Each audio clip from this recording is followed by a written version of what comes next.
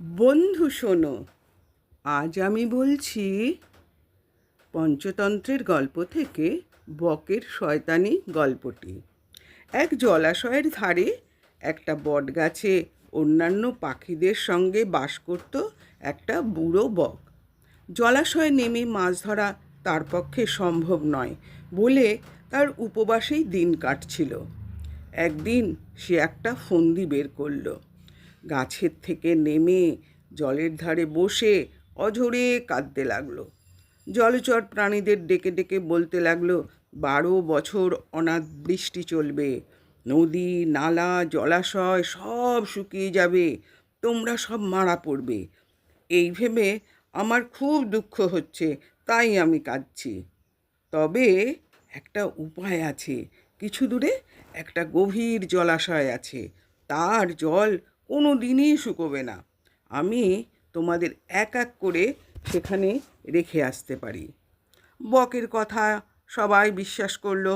বাঁচার জন্য সকলেই সেই অজানা বড় জলাশয়ের উদ্দেশ্যে পাড়ি দিতে রাজি হলো। বক তাই প্রতিদিন একটি করে মাছ তার পিঠে নিয়ে উড়ে যায়, আর কিছু দূরে একটা পাথরের উপরে আছাড় মেরে ফেলে মনের আনন্দে পেট ভরে খায়। এইভাবে দিনের পর দিন সকাল বিকাল চলছে ভোজ। একদিন একটা কাকড়া বলল, আমাকে নিয়ে চলো একদিন। বক একথা শুনে ভাবল, কদিন মাছ খেয়ে খেয়ে অরুচি ধরে গেছে, একটু মুখ পাল্টানো দরকার। সুতরাং ভালোই হলো, আজ কাকড়া খাওয়া যাক। তাই সে বলল, চলো, আজই তোমাকে পৌঁছে দিচ্ছি। কাকড়া চড়ে বসলো বকের পিঠে, দাঁড়া দিয়ে ধরে রইল শক্ত করে, যাতে পড়ে না যায়। কিন্তু কিছু দূর গিয়ে বক তাকে নিয়ে নামলো একটা পাথরের উপরে। কাকড়া দেখল সেই পাথরের চারিদিকে রক্তের দাগ আর ছড়ানো ছিটানো অসংখ্য মাছের কাঁটা।